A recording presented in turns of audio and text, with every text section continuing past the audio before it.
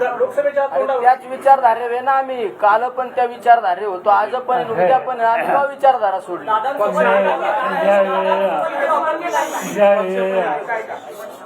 राष्ट्रवादी काँग्रेस पक्षाच्या वतीनं पारनेरची जागा लढवायचा विचार आला त्यावेळेला पारनेरमध्ये लढण्याच्यासाठी तयार असणारे आणखी आमचे काही सहकारी होते. पण मतदारसंघाची माहिती घेतल्याच्या नंतर आम्ही या निष्कर्षाशी आलो की या निवडणुकीला लोकांच्या समोर निलेश लंके यांचीच उमेदवारी द्यावी आणि हा निर्णय आम्ही सगळ्यांनी उचलून केला. पारनेर हा दुष्काळी तालुका, त्याचं चित्र बदलायच्यासाठी अनेक वर्ष आम्हाला सगळ्यांची प्रयत्न होते. तिथे MIDC आणली, कारखानदारी वाढवली, तिथं दुधाचा धंदा वाढण्याच्यासाठी काही काळजी घेतली. आणि पारनेर एक असं ठिकाण आहे की फार मोठ्या प्रमाणावर तिथले नागरिक मुंबईत काम करतात. त्या सगळ्यांना संघटित करण्याचा प्रयत्नसुद्धा आम्ही केला. आणि त्याचं महत्त्वाचं कारण पारनेरने महाराष्ट्राच्या राजकारणामध्ये मला आणि माझ्या विचाराला नेहमी पाठिंबा दिला. अनेक वेळेला तिथे विधानसभेचे सभासद आम्ही ज्यांना त्यांच्या पुढे दिले त्यांना निवडून देण्याचं काम पारनेरच्या जनतेने केलं. आणि म्हणून अशांच्याच काम करणारा आणि अत्यंत सामान्य परिस्थितीचा पण अत्यंत कष्ट करणारा म्हणून आम्ही लंके यांच्याकडे पाहतो. आणि त्या दृष्टीनं त्यांनी विधानसभेला संधी मिळाली, स्वतः त्याच्या प्रचाराला गेलो, सभाही घेतल्या होत्या. आणि ते विजय झाल्याच्या नंतर त्यांनी पारनेरच्या जनतेची सोय सेवा ही अखंडपणाने चालू ठेवली. आणि त्यामुळं म्हणजे काही निर्णय त्यांचे झाले असतील अथवा नसतील, पण त्यांची बांधिलकी जनतेशी प्रामाणिकपणाने होती. आणि बांधिलकी जनतेशी जे शिकवतात त्यांच्याशी आमची साथ ही कायम असते. अनेक लोक काही विरोधी पक्षातही असतात, पण लोकांच्यासाठी काम करतात, त्यांना मी प्रोत्साहन देतो. आज त्याचं मी या ठिकाणी स्वागत करतो.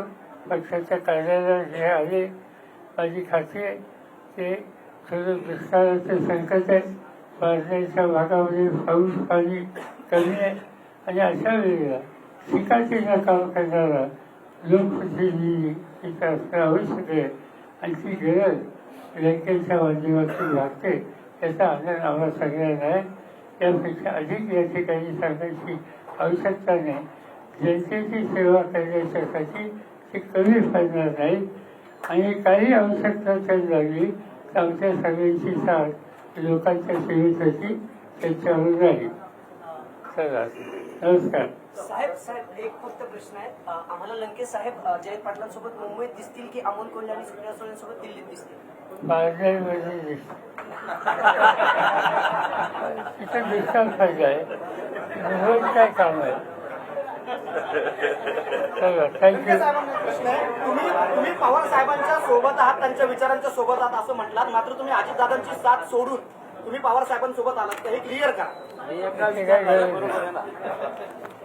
तर ते निवडणूक आयुक्त 2 नवे नियुक्त केलेले आहेत. आधी रंजन चौधरींनी त्याला आक्षेप घेतलेला आहे. आपली काय कसं आहे की निवडीची प्रक्रिया जी आहे त्याच्यावरतीच आमचं ऑब्झर्वेशन. पूर्वी काय होतं, पूर्वी निवडीच्या प्रक्रियेमध्ये केंद्र सरकारचे 2 लोक आणि सुप्रीम कोर्टाचे 1 न्यायाधीश मध्यंतरी सिलेक्शनच्या सिस्टीममध्ये बदल केला आणि सुप्रीम कोर्टाचे जज होते त्यांना कमी केलं. आज विरोधी पक्षनेता एकटा आणि केंद्र सरकारच्या मंत्रिमंडळाचे 2 अशा 3घांना त्याची निवड करण्याचा अधिकार आहे. त्याचा स्वच्छ अर्थ आहे की फक्त मोदी ठरवतील त्यांनाच त्या ठिकाणी निवडलं जाईल. तर विरोधी पक्षाच्या एका सभासदाची विचारधारा त्याची स्वीकार त्या ठिकाणी कोणी करणार नाही.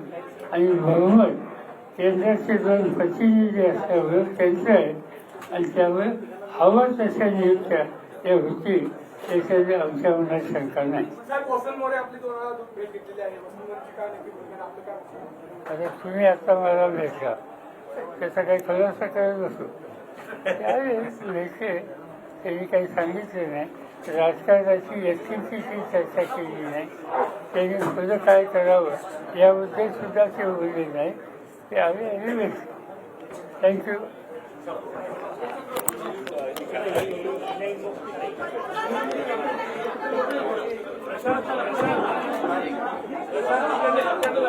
इकडे